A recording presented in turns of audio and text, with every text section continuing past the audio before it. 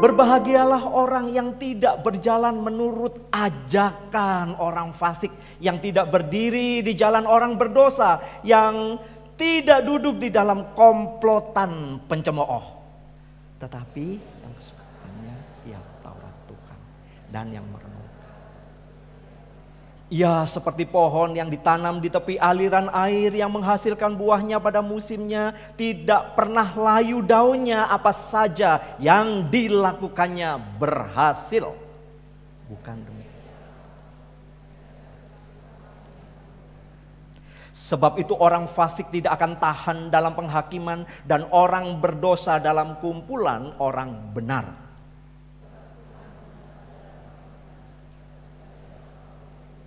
Berbahagialah kita yang bukan saja membaca, merenungkan, tapi melakukannya. Saya teringat sekali pada waktu anak kami si bungsu masih SD, saudara-saudara, kami sering marahi dia. Kami marahin dia dan kami sering kali jadi bertengkar gara-gara soal tugas PR. Nah, biasanya kalau tugasnya saudara itu baru dikasih tahu sekitar jam 9:30 malam. Cari toko itu sudah nggak ada. Dan itu harus ada barangnya, dia nggak mau tahu. Gitu saudara. Itu anak saya waktu masih kecil, ada di remaja sini enggak kan? Baik-baik semua ya, kasih tahu lebih awal, nggak pernah dadak-dadak gitu ya. Dan lagi yang bikin kita jadi marah bertengkar kalau ada PR. Nah, kalau ada PR. Saudara, kita ini yang penting hasilnya bener, kan gitu ya, cara ngajarin anak kan gitu, yang penting hasilnya bener deh gitu loh. Tapi anak saya nggak mau. Bu guru bilang tugas dari Pak Guru urutannya ngerjainnya begini nih, 1, 2, 3 nih. Nah saya saudara sama ini disuruh ngerjain begitu, puyeng saudara. Yang penting hasilnya beres kan bener toh gitu ya. Wah anak saya marah saudara, nggak mau pokoknya, harus ngikutin caranya Pak Guru, Bu Guru, maunya begini. Saudara, dan memang saya harus akui anak si bungsu ini sampai sekarang juga aturannya jadi kenceng gitu ya. Walaupun saudara-saudara kami menyarankan hasilnya sama, dia nggak mau tahu, urutannya begitu. Jadi kami belajar saudara, kami yang belajar gitu ya. Mengikuti arahan yang benar, mengikuti petunjuk yang benar, sesuai dengan prosedur yang benar, sesungguhnya itu akan mendidik kita untuk yang namanya mendisiplin diri di dalam melakukan yang benar. Setuju nggak? Oke ya, saya ulangi ya. Mengikuti petunjuk yang benar, sesuai dengan prosedur yang benar, itu akan mendidik kita untuk terus mendisiplin diri di dalam melakukan yang benar. Jadi kalau memang kita dididik dari awal memang melakukan sesuatu yang benar, pasti kita setelah remaja pasti melakukan yang benar. Walaupun di luar ada banyak hal yang membuat kita melakukan nggak benar. Kenapa? Karena menerapkan prinsip-prinsip yang benar dan saya tuliskan sudah menjadi habit. Sudah menjadi kebiasaan, itu akan memberi dampak yang sangat baik dan sangat penting di dalam kehidupan. Setuju? Saudara, kita ini zaman terus berubah. Zaman ini akan terus berubah. Kita ini dibombardir dengan begitu banyak isu, begitu banyak informasi. Bangun tidur sebelum ada zamannya HP, saya yakin saudara bangun kemudian tenang dan diam di hadapan Tuhan mengucap syukur dan kemudian menyerahkan. Tapi saya yakin kita semua akan melakukan hal yang sama. Sekarang bangun ada yang dipegang siapa? HP. Karena kita lagi kepo notif apa yang ada, betul? Ya kalau notifnya hari ini begitu bangun, wah Yucuan 5M pagi-pagi. Wah saudara ya. Ternyata begitu saudara, begitu buka pagi-pagi tagihan penjol. Tagihan penjol saudara bikin bad mood. Saudara, sebuah perubahan itu terjadi pada zaman ini. Saya nggak tahu ada adik remaja bangun pagi, apakah dibangunkan karena memang tidurnya menjelang pagi, lalu kemudian bangunnya jadi susah. Apakah seperti itu? Lalu kemudian bangun masih kayak mumi begitu, disiram air dan cari HP-nya.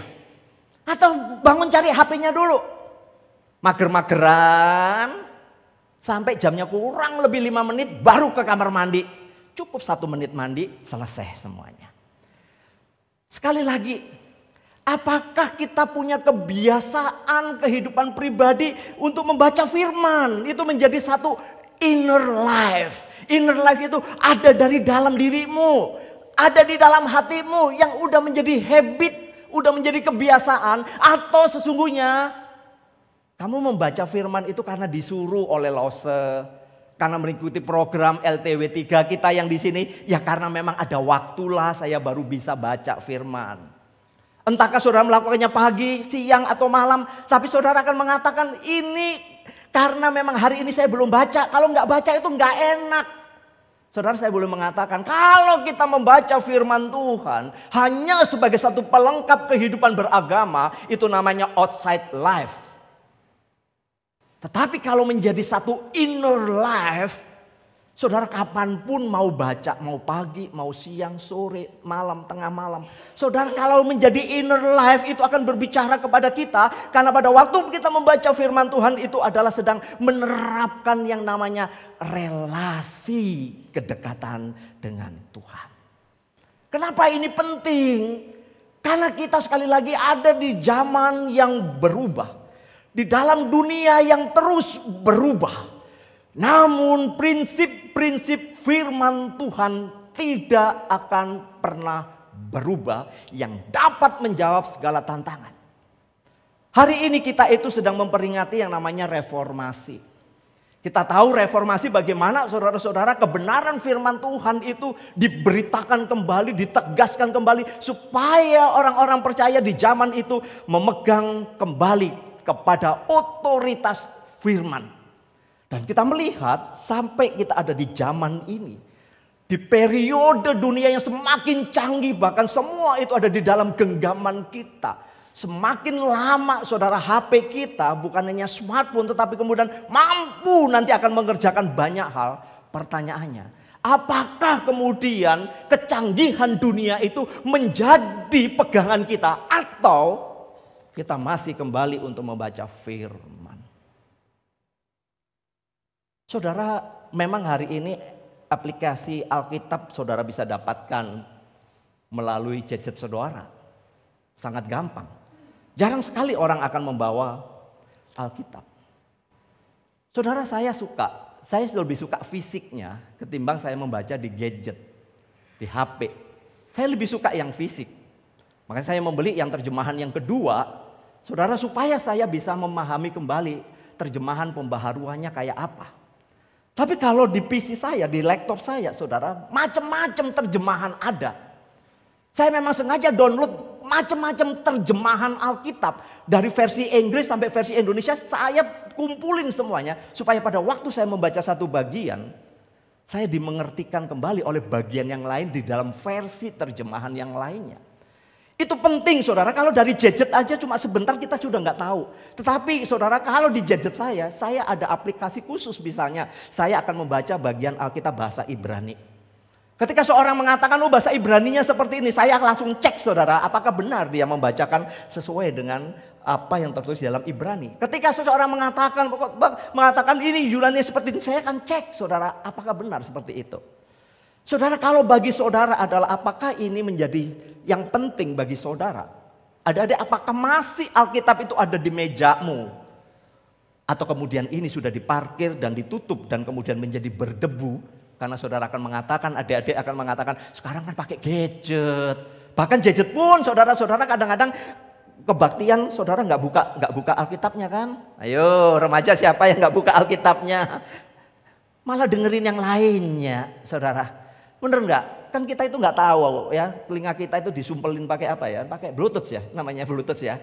Saya itu nggak bisa pakai begitu, saudara ya. Lebih enak saya denger begini. Saudara, kita tutupin begini, saudara nggak tahu orang ngomong apa juga. Ini penting loh saudara, firman Tuhan itu penting bagi adik-adik. Karena apa? Diterapkan mulai sekarang karena dampaknya itu ke depan. Prinsip-prinsip ini harus menjadi satu bagian penting di dalam kehidupan kita semua. Kalau tidak, tantangan zaman akan membuat kalian kehilangan arah. Ini banyak keluhan saudara-saudara. Kenapa kemudian ketika anak-anak itu saudara-saudara maaf ya sekolahnya kemudian jauh dari orang tua. Atau mungkin ke luar negeri saudara-saudara. Lalu di sana dia tidak beribadah. Dia tidak ke gereja. Atau kemudian dia sama sekali tidak membaca Alkitab. Lalu balik lagi ke Indonesia. Maaf. Seringkali kecintaan kepada Alkitab sudah tidak ada. Justru ketika saya sangat bersyukur ketika ada orang yang kemudian mengatakan sebelum anakku ke luar negeri, sebelum anakku menempuh pendidikan di sana jauh dari aku kepengen anakku adalah anak yang taat kepada firman Tuhan. Walaupun saudara itu sebuah doa dan harapan yang saya juga akan menunjukkan bahwa godaan di luar negeri mungkin akan jauh lebih berat buat dia karena tidak ada partner, tidak ada teman. Saudara, jika kita tidak tinggal di dalam firman, jika adik-adik tidak menghidupi firman Tuhan, tidak mau baca firman secara konsisten, maka hidupmu akan seperti sekam. Saya berharap kamu tahu sekam. Sekam itu adalah kulitnya padi. Kulitnya padi ya. Padi kemudian dipisahkan jadi beras. Nah kulit-kulitnya itu sekam. Yang gampang sekali ditiup oleh angin. Kenapa banyak kita jadi bingung? Mana firman Tuhan, mana yang datang dari dunia? Mana konsep-konsep yang diajarkan di TikTok itu? Mana konsep-konsep yang diajarkan di dalam Insta itu? Seringkali itu menjadi panutan kita. Bukan kembali kepada firman. Ini godaannya. Jikalau di dalam zaman reformasi penyimpangan firman saudara ini adalah benar-benar dipakai untuk kepentingan diri sendiri. Maka kemudian Martin Luther memakukan dalil-dalil secara persis supaya orang-orang pada waktu itu kembali kepada firman Tuhan. Kita di zaman ini sekarang menghadapi sebuah persoalan teknologi. Yang seharusnya teknologi itu menolong kita mengerti firman Tuhan. Tetapi kemudian firman Tuhan menjadi tergeser. Karena apa? Kita sudah tidak menggunakan fisik. Alkitab fisik. Saudara-saudara kita akan mudah terombang ambing. Maka saya boleh menegaskan buat kita sekalian. Manusia itu akan selalu diperhadapkan dengan pilihan. Sekali lagi. Kita itu selalu diperhadapkan dengan pilihan. Bangun pagi saudara sudah bisa memilih. Memilih mau baca firman. Atau saudara scroll di dalam HP saudara. Saudara bisa memilih. Apakah saudara mau berdoa. Atau saudara langsung beranjak ke kerja. Saudara mau di dalam dunia kerja. Apakah saudara mau taat aturan main firman Tuhan seperti ini. Saudara menaati juga peraturan di perusahaan. Atau saudara melanggar aturan di dalam perusahaan di mana saudara bekerja. Semua diperhadapkan dengan pilihan. Adik-adik juga diperhadapkan dengan pilihan. Ketika orang tua mengatakan gadget terus, HP terus, belajar kapan? Saudara tinggal memilih. Mau terus main di HP atau engkau dengarkan dan kemudian mulai konsentrasi untuk belajar. Ketika semua orang mengatakan seperti ini, firman Tuhan ngomongnya apa? Apakah saya mau taat kepada firman atau tidak? Manusia selalu diperhadapkan dengan pilihan. Maka saudara, ketika kita diperhadapkan dengan yang namanya sebuah pilihan. Disinilah Mazmur 1, Mazmur yang sangat familiar saudara. Mengatakan bahwa berbahagialah orang yang tidak berjalan menurut nasihat atau dalam terjemahan doa ajakan orang fasik. Yang tidak berdiri di jalan orang berdosa. Dan yang tidak duduk dalam komplotan. Kumpulan ya kalau di terjemahan satu ya. Komplotan pencemooh. Saya baca ulang. Komplotan. Apa maksudnya komplotan? Oh komplotan itu saudara sudah seia sekata. Satu grup. Kalau saudara suka membaca Donald Bebek. Ada yang namanya komplotan si berat. Adakah yang tahu komplotan si berat? Berarti kalau saudara tahu komplotan si berat berarti seusia dengan saya. Kalau saudara siapa itu komplotan si berat nanti cari sendiri ya saudara. Nah saudara-saudara ada komplotan pencemooh. Saudara semua ini lihat ya ada kata kerja yang dipakai berjalan, berdiri, duduk. Kemudian ada istilah orang fasik, orang berdosa, pencemooh. Ini yang saya mau jelasin. Saya mau jelasin, kenapa seseorang sulit untuk berubah? Kenapa seseorang itu selalu hidup di dalam dosa? Saya simpulkan dulu bahwa pilihan Anda membentuk Anda. Oke, adik remaja, ingat ya. Pilihanmu akan membentuk dirimu.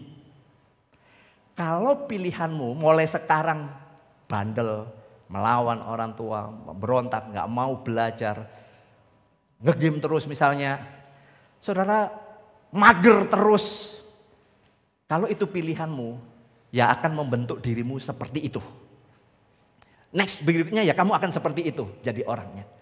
Jadi pilihanmu hari ini akan membentuk. Hai anak muda, pilihanmu hari ini juga akan menentukan hidupmu. Pilihanmu hari ini juga akan membentuk cara hidupmu. Pilihanmu hari ini juga akan menentukan bagaimana kamu menghidupi hidupmu. Buat kita yang sudah dewasa, buat kita yang sudah berumah tangga. Kan kita tahu, kita sudah memilih di dalam pasangan kita. Kita tahu apa yang terjadi dengan kehidupan kita. Maka pilihan kita itu juga akan membentuk kita. Apakah menjadi pribadi yang menyayangi pasangan kita, atau kemudian kita menjadi dingin dengan pasangan kita. Pilihan kita akan membentuk kita. Kenapa saudara? Lihat ya, tadi ada kata kerja yang saya lingkari saudara. Kata kerja itu adalah tidak berjalan, tidak berdiri, tidak duduk, akan memberikan dua pengertian. Pengertian yang pertama adalah pengertian yang positif, progres secara positif. Pilihannya positif, tetapi pilihan yang kedua adalah pilihan yang negatif. Nah ini saya mau jelasin buat kita. Saudara, Mazmur 1 ayat 1, berbahagialah orang yang tidak berjalan, yang tidak berdiri, yang tidak duduk. Kalau kita memakai kata tidak berjalan, tidak berdiri, tidak duduk, diteruskan dengan kalimat berikutnya, ya, orang fasik, orang berdosa, pencemooh. Saudara, artinya kita sedang memilih pilihan untuk berjalan di dalam hal positif. Jadi begini saudara, pada waktu kita membaca Mazmur 1 ayat 1, berbahagialah orang yang tidak berjalan, karena perjalanan kita seperti ini ya. Perjalanan kita seperti ini. Berbahagialah orang yang tidak berjalan di dalam jalan orang fasik. Saya beberkan jalan orang fasik sana. Yang tidak berdiri di dalam orang-orang berdosa, itu di sana. Yang tidak duduk dalam kumpulan pencemooh, itu di sini ya. Karena saya memilih untuk tidak berjalan mengikuti jalan orang berdosa, maka dikatakan berbahagialah kamu. Kata berbahagia itu adalah diberkatilah kamu. Kamu orang yang terberkati oleh Tuhan. Jadi orang lain itu melihat begini, wow, hidupmu diberkati oleh Tuhan. Bukan kelimpahan harta, tapi engkau diberkati Tuhan dengan cara hidupmu. Ngerti maksud saya? Orang itu loh yang melihat, orang lain yang melihat dirimu adalah orang yang diberkati oleh Tuhan. Karena engkau adalah hidup di dalam firman Tuhan. Orang itu loh bisa mengeluh-elukan kamu. Bukan kekayaan, bukan prestasi, bukan kesuksesan. Tapi orang mengeluhkan kita karena kita diberkati oleh Tuhan, sedang berjalan di dalam jalannya Tuhan. Saya balik sekarang, supaya adik-adik ngerti ya, maksud saya juga kamu muda. Progres negatifnya di mana nih? Kata tidaknya itu yang dihilangin. Jadi orang yang berjalan di jalan orang fasik, orang yang berdiri di dalam orang berdosa, orang-orang yang duduk di dalam komplotan pencemooh, orang-orang itu akan seperti sekam. Begini maksudnya. Hidup ini pilihan. Oke. Hidup ini pilihan yang akan membentukmu, pilihanmu akan membentuk dirimu. Jadi ketika di dalam masa muda kita ditawarin nih sesuatu nih. Ketika kita sedang berjalan mengikut Tuhan, ditawarin nih. Ditawarin. Merokok boleh nggak? Merokok boleh nggak? Wah, itu mengganggu jantung dan kesehatan. Tapi pakai vape boleh nggak? Oke. Nih anak nih yang berjalan nih ya, kalau positif gua nggak mau. Karena larangan merokok memang tidak ada di Alkitab. Dilarang merokok hanya ada di pompa bensin. Betul kan? Nggak ada itu di Alkitab, nggak ada. Tapi Alkitab mengatakan tubuhmu adalah bait Allah. Tubuhmu bait Allah, gua nggak mau. Gua bertobat. Dia lewat. Tapi yang negatif nih begini nih. Nggak ada larangan. Coba bro, sedikit bro, coba. Nah, pada waktu dia berjalan dia mulai diem. Nyoba ya. Oke, nyoba. Ini nyoba udah diem nih ya. Lalu kemudian berdiri itu saudara ngumpul. Nah, tadi dia cuma boleh nggak ya, boleh nggak ya. Tapi udah berdiri itu ngumpul. Dia sudah menjadi pelaku. Dia udah menjadi pelaku dan kemudian dikatakan duduk di sana. Kalau udah duduk nongkrong di sana. Artinya dia sudah menjadi habit. Sudah menjadi kebiasaan. Ngerti maksud saya? Awalnya coba-coba. Lama-lama menjadi terbiasa dan jadi kebiasaan. Kalau udah menjadi kebiasaan orang mengatakan sulit Pak melepaskan. Karena saya sudah terbiasa. Yang menyuruh kamu terbiasa siapa? Ya diri kita sendiri. Karena apa? Pilihanmu akan membentuk dirimu. Kalau pilihanmu adalah berjalan di dalam jalan orang fasik, di dalam orang berdosa, di dalam kumpulan penyemooh, maka kamu di dalam hidupmu akan seperti sekam yang ditiupkan angin. Tapi kalau pilihanmu dari sekarang adalah firman Tuhan, walaupun saya masih kecil, saya mau belajar firman Tuhan, saya menetapkan hati belajar firman Tuhan, saya tidak berjalan dalam nasihat orang fasik, tidak berdiri dalam kumpulan penyemooh atau duduk dalam kumpulan penyemooh, saya akan tetap cinta Tuhan. Maka hidupmu berbahagia. Karena kebahagiaan itu bukan karena memperoleh sesuatu, tetapi karena kamu diberkati oleh Tuhan. Maka jangan pernah mengambil satu pilihan yang salah. Karena pada waktu kamu mengambil satu pilihan yang salah, kalau itu menjadi sebuah habit, kalau itu sudah menjadi kebiasaan, maka saudara, benar-benar saudara harus membutuhkan kasih karunia ekstra untuk saudara lepas daripada ikatan dosa itu. Karena ajakan orang fasik itu apa? Ya, nasihat orang fasik, ajakan orang fasik itu adalah orang yang bermoral buruk. Betapa mudahnya kita itu dipengaruhi untuk sesuatu yang buruk ketimbang melakukan sesuatu yang baik. Sekali lagi, betapa mudahnya kita itu akan dipengaruhi untuk melakukan sesuatu yang buruk ketimbang yang baik. Coba kita terapkan buat kita. Disuruh yang baik pasti sulit sekali, betul? Tapi suruh melakukan yang paling buruk paling gampang. Nggak usah diajarin juga bisa melakukan. Jalan orang berdosa itu apa? Kalau jalan orang berdosa itu adalah sudah tidak kena sasaran lagi. Tadi saya mengatakan tidak kena sasaran itu sudah menikmati di dalam habit keberdosaannya ini loh. Sudah dia nikmati. Kalau sudah menikmati, dia sudah nggak kena sasaran. Hamartia, dosa itu tidak kena sasaran. Kita udah menyimpang jauh dari kebenaran firman. Bahkan kalau kemudian komplotan, bukan komplotan si berat ya, komplotan si pencemooh.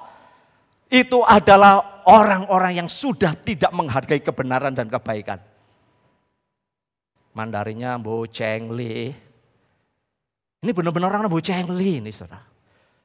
Udah gak pernah tahu yang namanya kebenaran. Kalau udah hidupnya dalam dosa, mau diingatin kayak apapun saudara, orang itu tetap akan duduk di dalam komplotan pencemooh. Komplotan itu menarik daripada kumpulan. Karena komplotan itu sehati, seia, sekata untuk melakukan sesuatu.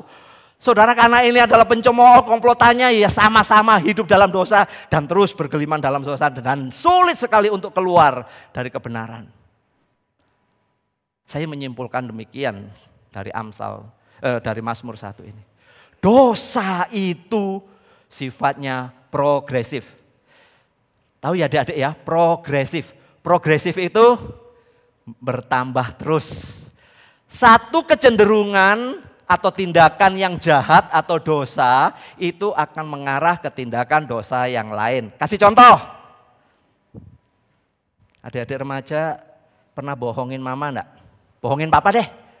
Bohongin papa jarang mungkin ya. Bohongin mama ya. Ngelawan mama pernah enggak? Pernah ya? Ya namanya juga masih remaja nggak apa-apa, ngelawan kan sering kali begitu ya. Suaranya lebih keras. Suaranya lebih hebat daripada hardikan mama papanya ya. Bahkan Halilintar pun bisa kalah dengan teriakan kalian ya. Kalau lagi nggak mau. Dosa itu sifatnya progresif. Karena udah terbiasa ngomongnya bentak-bentak, maka berikutnya tindakannya juga akan membentak-bentak. Satu kali kalian berbohong, akan ada kebohongan berikutnya. Setuju nggak? Kita juga begitu ya. Satu dosa akan berimbas kepada dosa berikutnya. Satu kebohongan akan berimbas kepada kebohongan berikutnya. Itulah maksud daripada ayat 1. Sehingga pemazmur ngomong, berbahagialah orang yang tidak berjalan, tidak berdiri, tidak duduk di dalam kumpulan orang-orang yang berdosa ini. Maka saudara-saudara, orang yang berbahagia adalah kesukaannya ialah Taurat Tuhan. Kesukaannya adalah merenungkan Taurat itu siang dan malam. Saudara, kata merenungkan itu bagus sekali. Haga itu meditasi. Artinya itu seperti suara kicauan burung. Setiap pagi saya itu selalu mendengar kicauan burung. Di belakang sini nih banyak burung saudara, kalau pagi, siang. Aduh saudara, suaranya itu nyaring. Burung itu bernyanyi. Walaupun saya tulisin saudara, burung dilarang berbunyi, dia tetap bunyi aja saudara. Dia tetap berkicau dan saya mengatakan biarlah kamu bernyanyi dengan suara merdukmu. Saudara, orang yang meditasi, merenungkan firman Tuhan, ini meditasinya bukan mengosongkan diri ya. Mengosongkan diri, mengosongkan pikiran, itu bahaya, itu setan bisa masuk itu saudara. Maksudnya meditasi ini adalah berhubungan dengan Tuhan. Saat teduh, itu seperti kicauan burung. Biarlah firman Tuhan ini seperti kicauan burung, nyanyian burung atau seperti mengunyah. Ada binatang-binatang yang memang disebut mamalia, memamabia. Tahu ya binatang memamabia? Apa itu? Coba sebutin, siapa yang tahu? Satu binatang memamabia. Sebutin. Remaja apa? Sapi. Ya, kambing, gitu ya. Termasuk juga kita yang suka ngemil. Gitu ya. Saudara suka ngemil ya. Saudara-saudara mengunyah. Mengunyah itu artinya apa? Gini saudara, merenungkan firman Tuhan itu melafalkan, memparafrasekan, melafalkan, menyerap firman Tuhan di dalam pikiran sehingga menjadi bagian di dalam hidup kita. Jadi gini nih, pada waktu saudara merenungkan, misalnya membaca satu bagian ya, satu bagian firman Tuhan. Janganlah hendaknya kamu khawatir apapun juga, tetapi nyatakanlah di dalam setiap doa dan permohonan. Janganlah hendaknya kamu khawatir. Ini bukan sebentar knowledge, bukan sebentar pengetahuan, tetapi hati kita akan mengatakan, melafalkan dan diserap. Oke, saya tidak perlu khawatir. Tapi karena kondisi hari ini sangat tidak baik, kondisi hari ini sangat buruk, maka saya tetap mengatakan, saya tidak khawatir. Walaupun kondisinya mengkhawatirkan.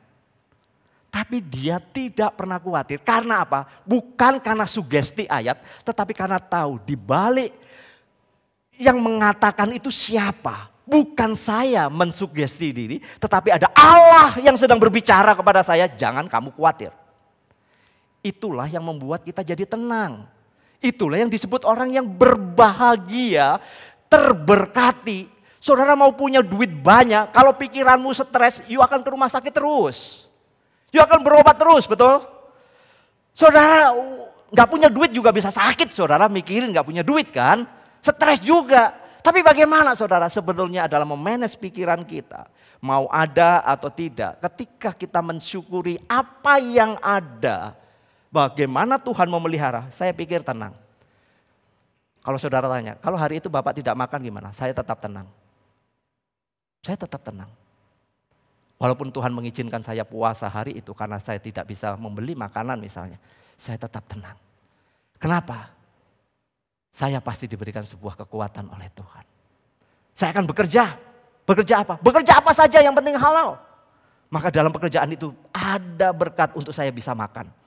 Itu saudara melafalkan, menyerap firman. Sama adik-adik ketika belajar, ini pelajaran apa, disuruh begini. Saudara, adik-adikku jangan pernah takut karena itu akan bermanfaat buat kamu. Mendisiplin kita di dalam berbagai tuntutan ilmu. Kita yang muda udah kerja, saudara sedang dituntut dengan aturan main dalam pekerjaan. Itu pun saudara sebuah aturan yang mendisiplin saudara untuk taat kepada sebuah institusi di mana saudara bekerja.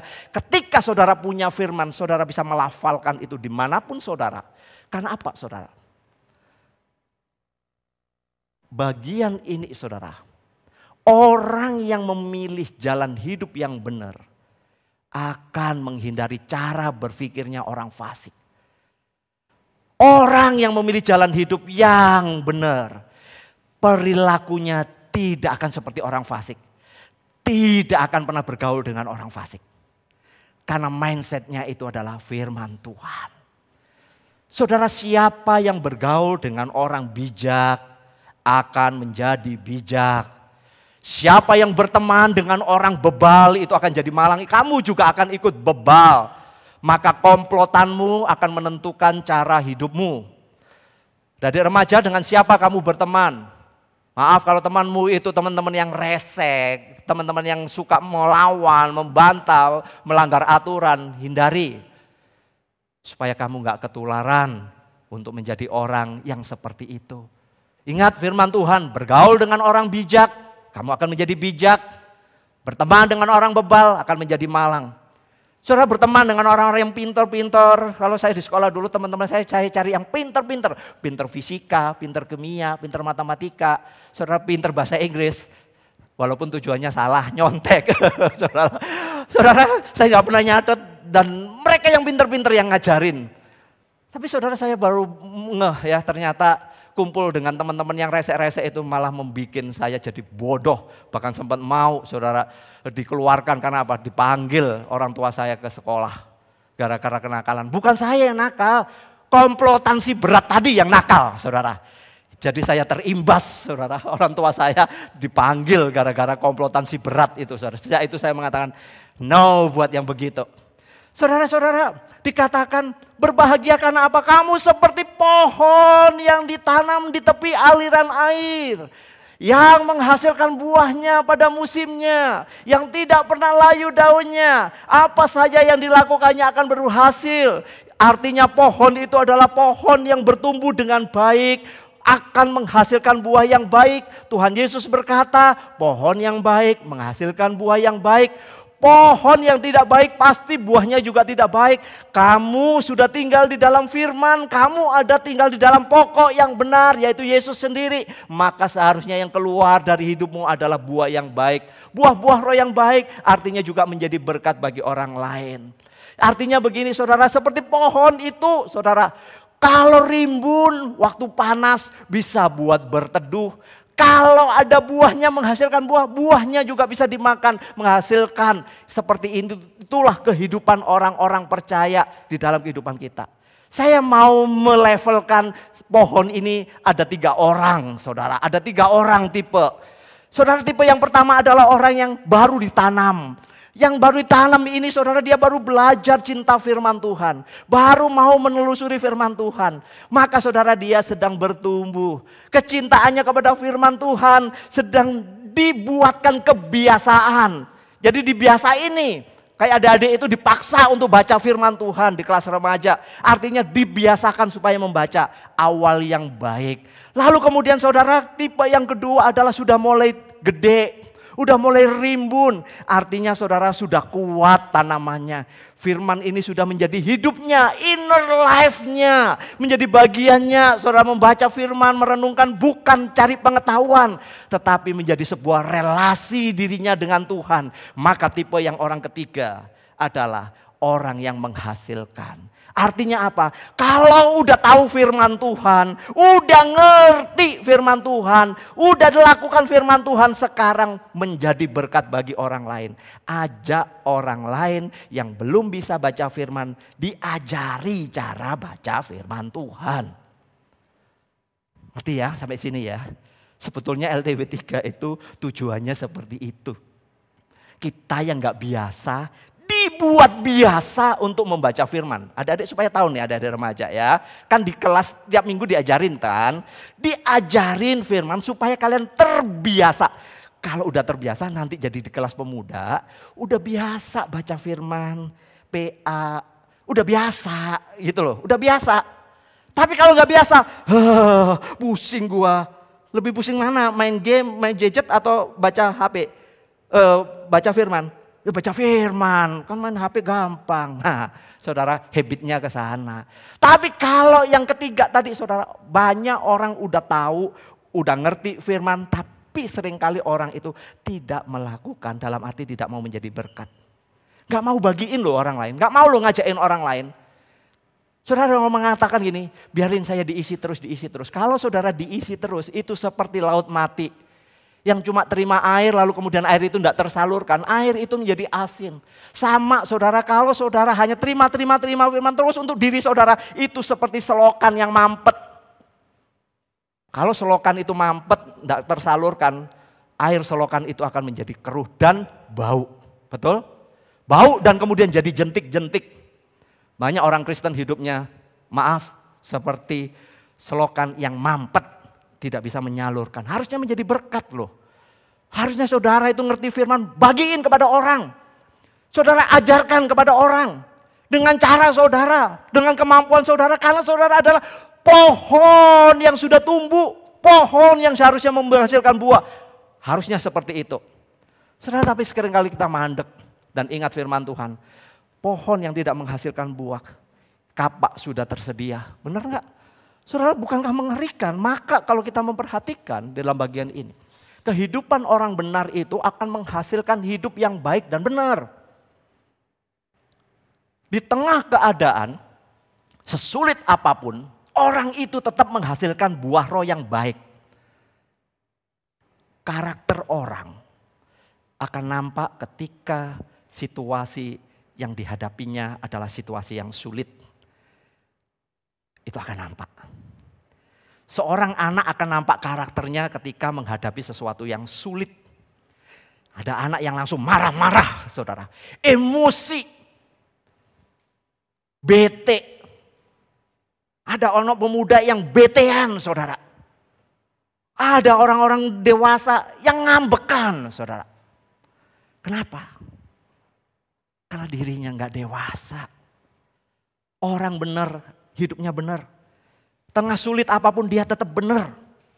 Itulah harapannya. Maka ayat yang keempat sampai yang keenam menunjukkan kesia-siaan. Atau orang yang hidupnya seperti sekam itu seperti ini. Orang fasik itu seperti sekam dihamburkan angin. Orang fasik tidak akan pernah tahan di dalam penghakiman. Seperti orang berdosa juga di dalam kumpulan orang benar. Tuhan hanya mengenal jalan orang benar, tetapi jalan orang fasik menuju kebinasaan. Artinya orang yang tidak tinggal di dalam firman, tidak belajar firman Tuhan, hidupnya akan terombang-ambing. Hidupnya akan penuh dengan kekacauan. Ini yang terjadi pada saat ini. Begitu banyak anak-anak Tuhan kehilangan, walaupun dia Kristen dari keluarga Kristen. Tapi kalau dia tidak pernah tinggal di dalam firman, maka hidupnya akan seperti sekam. Saudara-saudaraku, sekali lagi bahwa firman Tuhan hari ini menolong saudara. Firman dan Roh Kudus itu yang mengubahkan saudara. Dengan cara berpikir saudara, menuntun saudara untuk bersikap, bertindak, bahkan memutuskan sesuatu. Itu harus berdasarkan firman. Seorang pemuda yang datang menceritakan, lalu kemudian berkata, Pak, gimana caranya saya berubah, keluar dari situasi ini? Gimana saya bisa meninggalkan kebiasaan buruk saya ini? Gimana Pak? Saya sudah mencoba berulang kali, saya gagal. Mau mencoba, gagal lagi. Gimana Pak? Dengan sederhananya saya akan mengatakan begini. Bagaimana hubunganmu dengan Tuhan selama ini? Apakah kamu senang dengan firman Tuhan? Atau tidak? Itulah jawabannya. Kalau pemuda itu tidak pernah mau berubah, Bukan karena keadaan yang dipersalahkan. Karena memang dia tidak punya hubungan pribadi dengan Tuhan yang sanggup mengubahkan dan firman-Nya. Saudara tidak akan pernah berubah kalau saudara tidak pernah membaca firman Tuhan. Jangan mengatakan Tuhan ini terlalu kejam, ini godaannya buat saya terlalu besar. Enggak. Kita yang sedang berjalan ke sini. Kita yang kemudian berjalan, diam dan kemudian duduk. Kita yang mengambil keputusan memang tidak mau berubah. Kalau saudara mau berubah, saudara harus memulainya. Tidak berjalan, tidak duduk atau tidak tinggal dan tidak duduk di dalam orang-orang berdosa itu. Maka saudara akan bisa melewatinya. Maka saya boleh menyimpulkan seperti ini. Apa yang masuk di dalam hidup kita, hati kita, pikiran kita akan menentukan yang keluar dari hidup kita. Sekali lagi, adik-adik pahami kata ini. Apa yang hari ini lebih engkau senangi, lebih engkau cintai, maka hidupmu itu akan keluarnya ya seperti itu. Kalau hidupmu, adik-adik ya, remaja ya, kalau hidupmu nih ya, hanya, maaf ya, bagi saya bukan anti handphone. Memang sekarang itu semua harus menggunakan. Tetapi kalau hidupmu segala-galanya hampir 24 jam, hidupmu terpaku kepada yang namanya handphone. Maka dipastikan hidupmu juga akan keluarnya handphone. Keluarnya handphone. Maksudnya saudara cara berpikirnya ya di situ. Saudara cara berpikirnya di situ. Di situ ada banyak cara, mau jahat, mau baik, mau licik, mau apapun saudara bisa temukan. Mau berzina dengan cara halus pun diketemukan. You mau tidak taat, diketemukan. Maka apa yang masuk ke dalam hidup kita, buat kita semua, kaum muda, kita semua, apa yang masuk di dalam hati dan pikiranmu, itu yang akan menentukan yang keluar dari hidupmu. Kalau tiap hari isinya ngomel ya pasti keluarnya ngomel, bukan? Masuknya nggerutu, pasti saudara menggerutu terus. Tapi kalau masuknya syukur, percaya kepada Tuhan, saya yakin saudara akan menikmati hidup walaupun saudara kekurangan.